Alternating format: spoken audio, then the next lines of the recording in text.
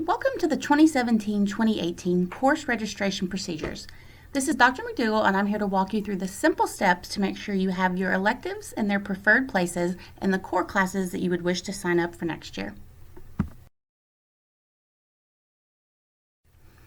The first thing you're going to do is log into your Student View account, not through Parent View. If you log in through Parent View, you won't be able to see your course requests, so make sure you log in through Student View.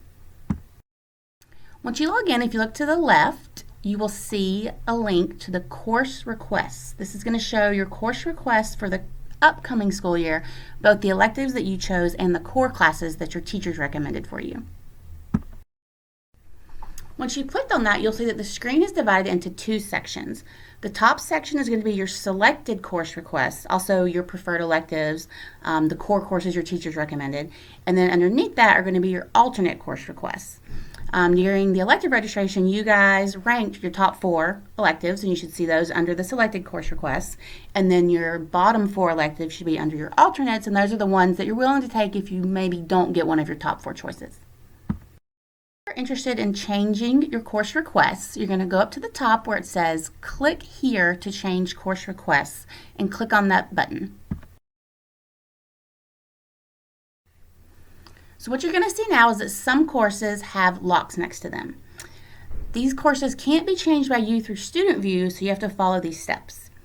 2 scenarios basically. If you wish to drop down a level, so your teacher recommended you for AP World History, you don't feel ready, your parents don't feel that you're ready, so you want to go to Honors World History, or maybe you're recommended for Honors World History and you want to go to On Level. Or you want to change a locked course. You guys take a lot of science classes, and because those are academics, they get locked. If you want to switch out, though, a zoology, which is locked, and then add forensic science instead, anyone in these 2 scenarios can go to the Sprayberry website and complete the course change form, which you can find under the registration link. The other scenario is that if you wish to wave up a level. So if you wish to go from World History to Honors World History, or if you wish to go from the teacher recommending Honors World History to AP World History, you're going to go to the Sprayberry website and complete the course waiver form. So you've got 2 forms, 2 different scenarios. A course change form, you're going to drop down a level, or you want to change a locked course that would just replace another locked course, zoology, forensic science. The other scenario is you want to challenge yourself more and you want to have wave up with your parents' approval and go from an on level to an honors. So 2 scenarios, 2 forms. The screen, you should have all of your core classes and your top 4 electives up top, and then your alternates should be down at the bottom. One thing that you guys will notice is that even though we think of foreign language as an academic class, the program does treat it as an elective, so it's not locked. And just like health and personal fitness are required for graduation, they are considered electives, so those aren't locked. So if you see a foreign language up top and it's not going to be locked, so you can definitely go ahead and change that yourself if you would like to. Or if you're maybe a junior, a sophomore, and you see health and personal fitness up top in the selected core requests, you could go ahead and decide and delay that and put that down to an alternate. Those are treated as electives. They're not going to be locked for you. So when you look at your selected course request, your preferred course request, it should add up to 8 credits, okay? The thing to remember, though, is we do have 4 courses here that are only a half a credit. So if you see health and personal fitness listed, together that equals 1 credit. And if you see Gov and Econ listed, unless it's AP Gov and Econ, those together equal 1 credit. So because of this, you might have 10 courses listed. So in the example up here, after the Honors Algebra 2, this student might have Gov and Econ listed, needing to be taken, and Health and Personal Fitness left that need to be taken. So this student is going to, at that point, have a total of 10 courses listed, but they only add up to 8 credits. So the key there is going to be not necessarily the number of courses listed, but how many credits there are. And if you have questions about this, you'll have many opportunities to come by and get that clarified during the drop add period. Register for health, or if you register for econ, we automatically put you in health and personal fitness, and we automatically put you in gov and econ. Well, some of you maybe already have credit for gov, or you already have credit for health from a different system.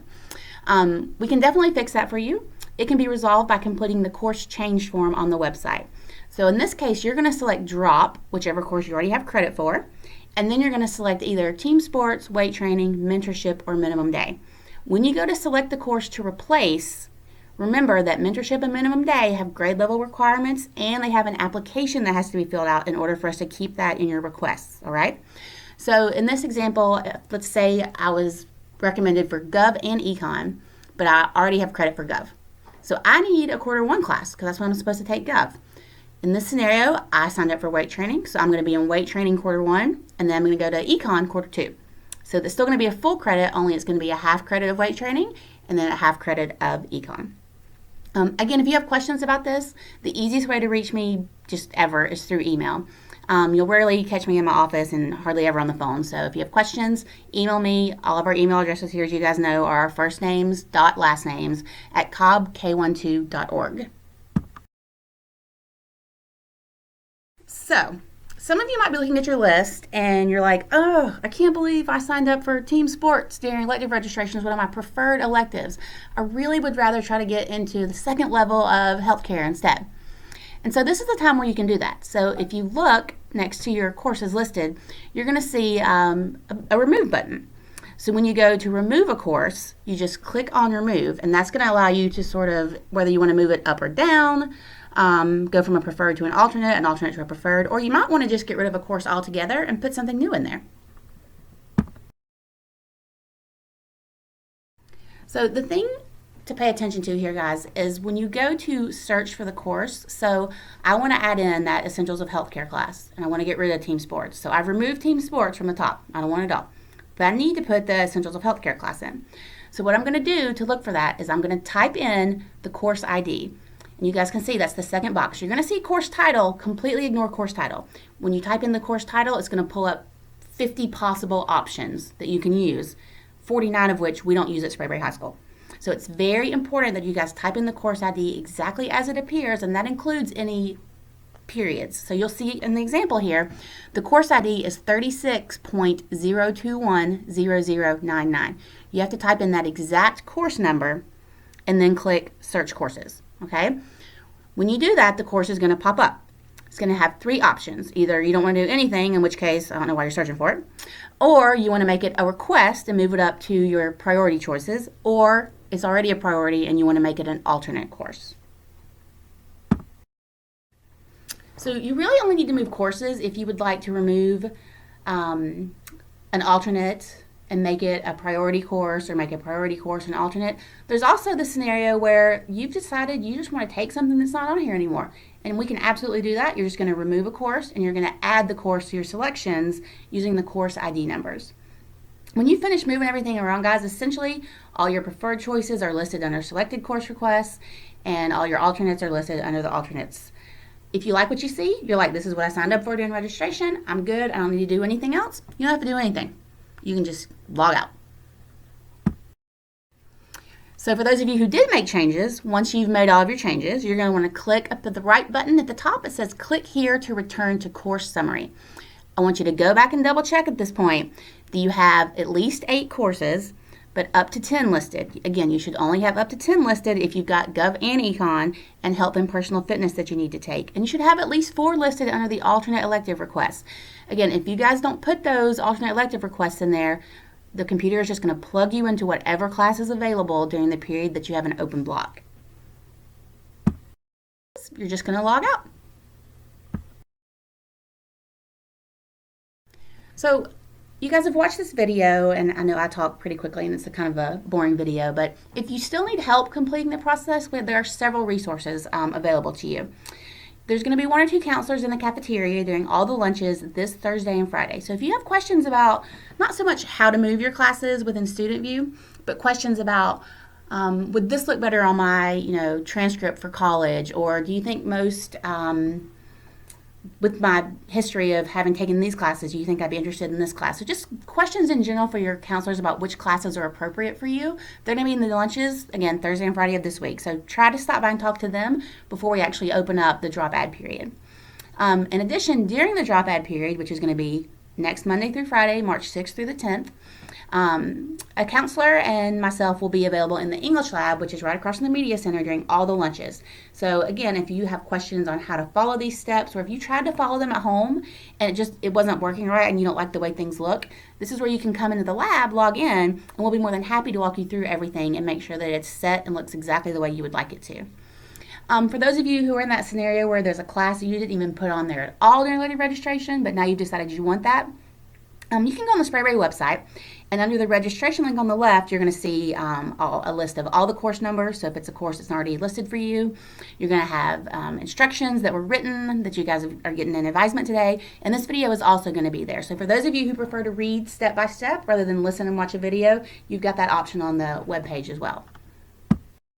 About band, chorus, or orchestra. You're going to want to go see the experts, so go see Mr. Esserwein for band, Mr. Autry for chorus, Mr. Thayer for orchestra, and just know that those courses are going to appear twice in your preferred courses. So you're going to see band, 2 band levels, 2 chorus levels, 2 orchestra levels. Don't worry about what those levels are right now. They're only in there as a placeholder for you. Okay, so once we get the schedule made, then we're going to know the student needs 2 band levels, and Mr. Esserwein is going to tell me whether they're going to be in advanced or intermediate or beginner, okay? And then if you have a question for me, again, like I said before, the best way to reach me is via email.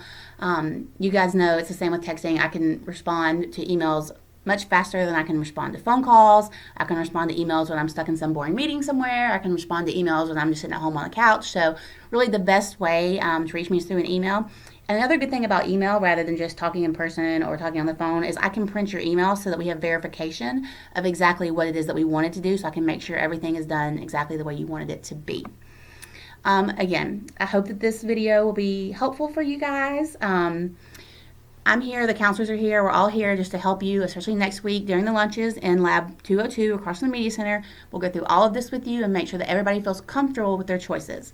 Don't forget, you can stop by the lab or by counseling to pick up those paper forms for minimum day, mentorship, and for work-based learning, you might want to check in with Ms. Shaw in room 503, and she can also answer any questions in there that you might have about work-based learning. All right, thanks for watching, and have a great day. Here at Sprayberry High School, we have 9 different career pathways for you to choose from. This video will tell you about some of the things we do in these classes.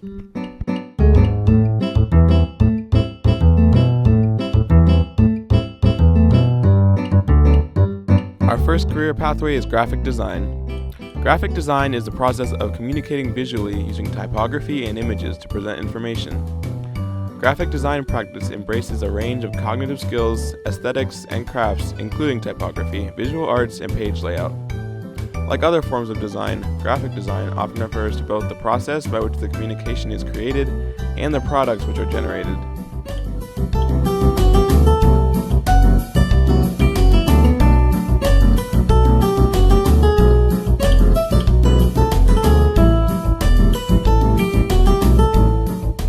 Our next career pathway is culinary arts. Culinary arts teaches you cooking, baking, grilling, how to present food professionally, and all sorts of different skills to use in and out of the kitchen. You'll also have fun making and eating your own food. Our next career pathway class is called Marketing and Management. In Marketing and Management, you will learn the basic skills you will need in the workplace. You'll also have an opportunity at the 3rd level to run the school store. Work-based learning / internship extends the traditional classroom and traditional styles of learning to the real world. It is the perfect pairing of academics and application. Enhance your academics, professional preparation, and personal development while you match your career, interest, pathway, abilities, and talent with a position with a local business. Work in a career field of your choice and earn school credit. If you are a junior or senior and 16 years or older and want to work on your future now, work-based learning is the place for you.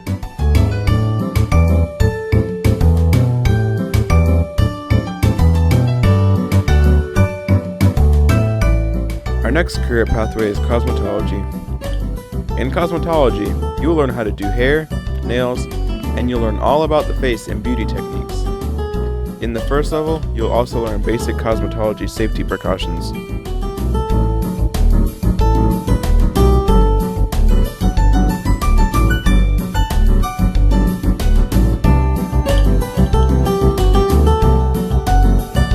Welcome to the Medical Services career pathway, which is appropriate for students wishing to pursue a career in the healthcare industry. The courses will expose you to skills and attitudes applicable to the healthcare industry.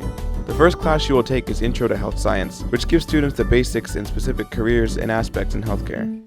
The 2nd level is Essentials of Healthcare. Essentials provides you with the functions and diseases of the human body. Finally, the last level is Allied Health and Medicine, which allows students to explore and practice different aspects of the medical field.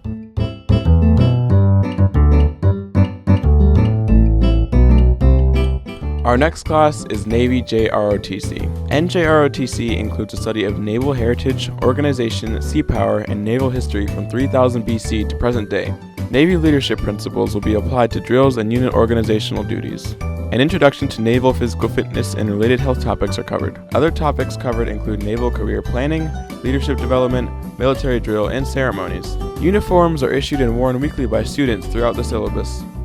An emphasis is placed upon the Navy core values of honor, courage, and commitment with the intent of shaping cadets into responsible and contributory U.S. citizens.